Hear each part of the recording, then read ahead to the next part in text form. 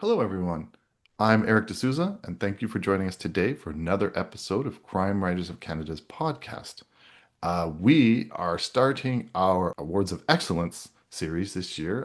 As you may know, I always try very, very hard to interview all the nominees for the Awards of Excellence that are members of Crime Writers of Canada. We're going to start our series with David L. Tucker, who has been nominated for a Best Crime First Novel sponsored by Melodie Campbell for his novel Painting to Die For, that was published by Otter and Osprey. Hi, David. How are you today? Good, Eric. Well, a little bit about you. David Tucker has won international awards as a writer, producer, and director of television documentaries, art specials, drama, and current affair programs. Best known for his work on the CBC's Nature of Things with David Suzuki, Tucker garnered a Gemini for Best Direction, a Gracie, a Chris, a Prix Italia, a Freddie, and presented work on hot docs. His previous collection of short stories, One Way Ticket, earned him an Oakville Art Council Literary Award. With a graduate degree in interdisciplinary fine arts, Tucker has also taught media aesthetics, documentary and screenwriting, and presented scholarly papers in Paris, Budapest, Berlin, and in the States. As I read your incredibly brilliant bio, David, the one thing it didn't say is David L. Tucker writes crime. Tell us how you transitioned or why you chose to write a crime novel. Why I chose a life of crime. Um, it actually, I had it came actually. It's a very interesting actually how that all happened because in shortly after the big recession of 2008, I traveled to London with my wife, and we stayed there for a few weeks. And at the end, we thought we'd treat ourselves, and even though it way beyond our budget, we stayed for a couple of days in one of those, very famous upscale Mayfair hotels for a couple of days just to pamper ourselves. And of course, when we were coming down the hallway with the bags and so on, the bellhop was taking them for us. We passed this guy, this big burly, tough looking guy sitting behind this Belle Epoque sort of desk, which I guess dated to the time this hotel was built.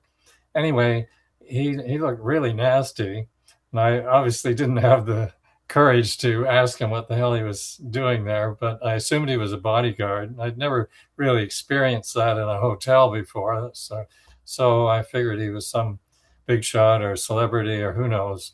But anyway, the next day he was gone, so I guess they left.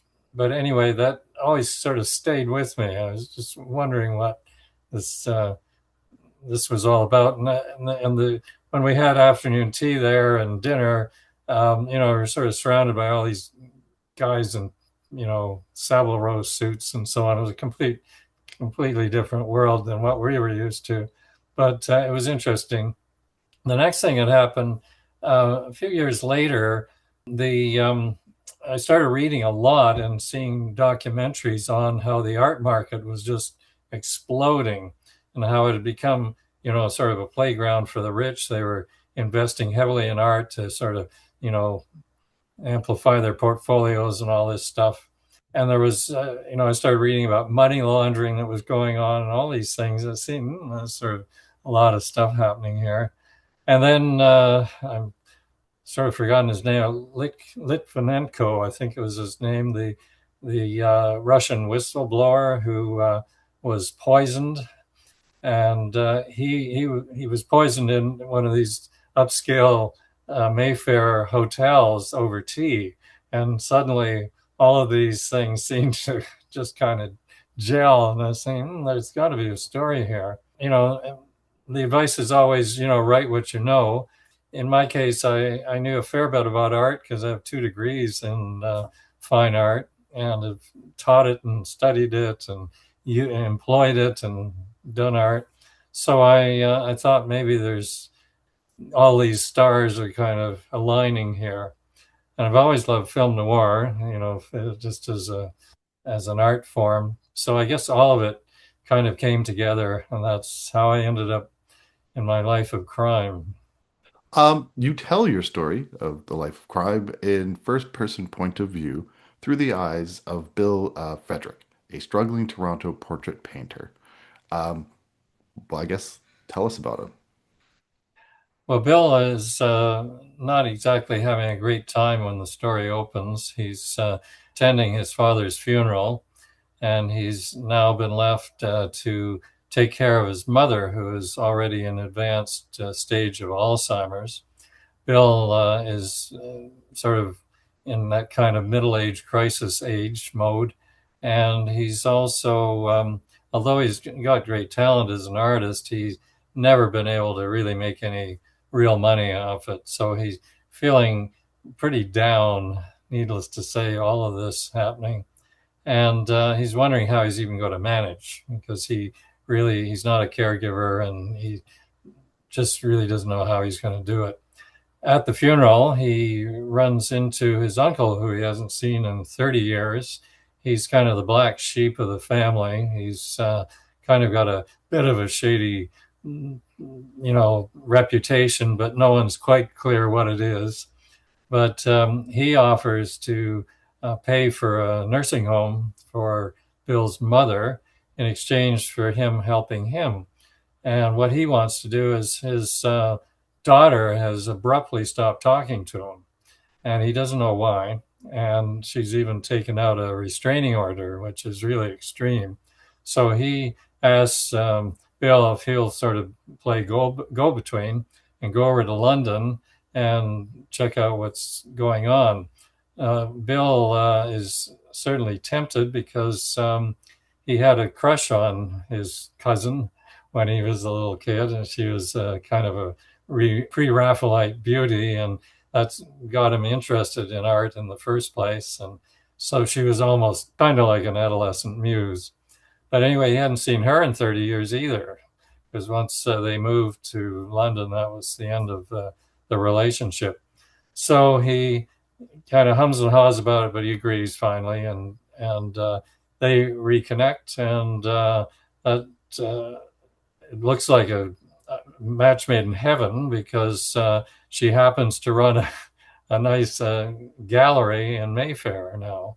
And so it's potentially a huge help to his career. So he's interested on that level, but he also, is kind of trying to sort through the baggage with their relationship as well. So that's the draw. Everything's looking rosy suddenly, and then the then he starts realizing he's walking in some doo doo, and the doo doo keeps piling up, and soon he's in very deep trouble. So that's essentially the setup. Um, your story takes place, we mentioned, in mostly, not completely, in London in 2017.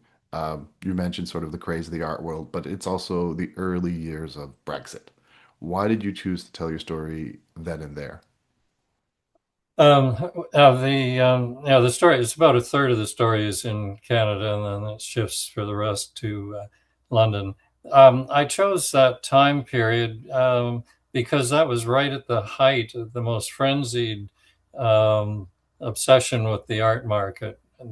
Prices were just going through the roof. In fact, 2018, the following year, was where it absolutely peaked. So it was still going crazy at that time. It just seemed like a good time to start. And I started writing it right at the beginning of COVID. So I was locked down, and it was only, at that time, 3 years earlier.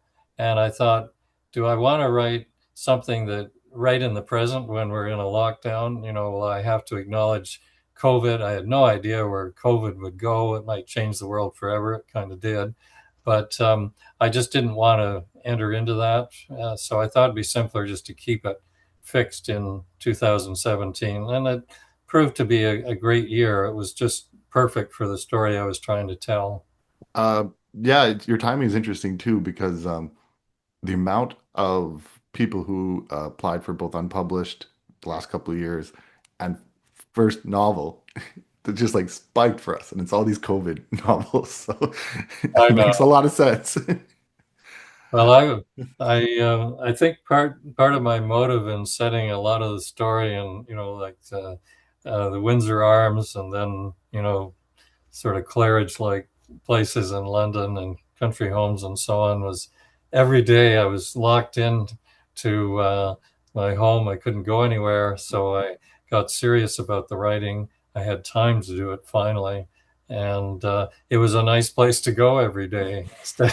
Instead of just looking at the four walls here, I could, imagine myself in these nice hotels having these nice meals and so on, even while I was putting my characters through hell. If anybody wants to see that nice hotel and those nice meals, I visited your website and you have a lot of beautiful pictures there. So that website's davidtucker.ca. Um, you have sort of a quote at the beginning of your website on your homepage, and it says, "As a writer and filmmaker, aesthetics has always intrigued me. How our senses, sight, sound, touch, and taste, and smell, engage and inform both page and screen." Can you elaborate on that? So, how can black ink on white paper engage our five senses? Well, I think I hope I did that through some of my writing. There's a lot of description. As as a filmmaker, I was used to writing screenplays and so on. And as you probably know, most of them have a very condensed little description at the top, exterior, Windsor Arms or something. And then the rest of it's dialogue. And I think I was heavily influenced by some of that because I tried to find interesting visual metaphors, similes, and so on that I use throughout to try to make those kind of connections, I guess. Music that sweet enough to induce diabetes. I remember one of the characters saying, it's that sort of thing that kind of touches. I was always in each scene. I tried to think, have I hit all of the senses here somehow? And that's before I finished a chapter and released it, I wanted to make sure that I had conveyed some of that. So you get a feeling of sitting in having the afternoon tea and so on, the waiters coming and talking about all the food and salon blends and whatever. At the same time, they're advancing the storyline. So it's kind of a bit of that, I think. I'm about 100 pages in, and Oh yeah. I would agree that you succeeded in it. There's a lot of good like one-liners, like "Ooh, that was a doozy."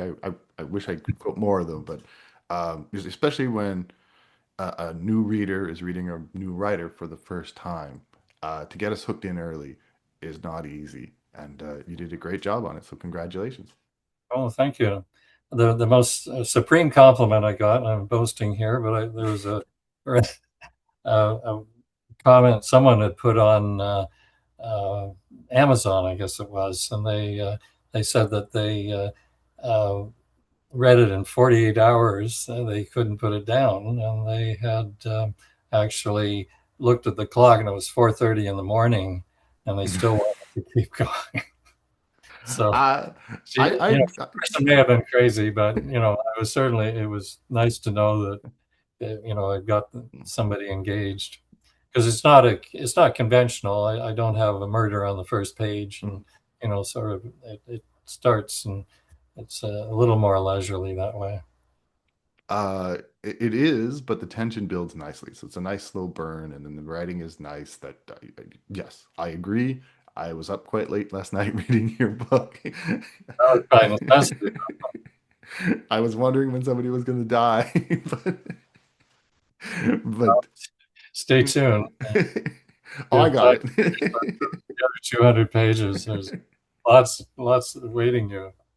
No, no, I met the gentleman in the with the tattoos in the hotel that you Oh, right. referred to Yeah. at the beginning, and I was like, oh, okay, Yeah. perfect. So congratulations, David. I tell everyone I can sincerely wish you good luck. I don't know who won your category.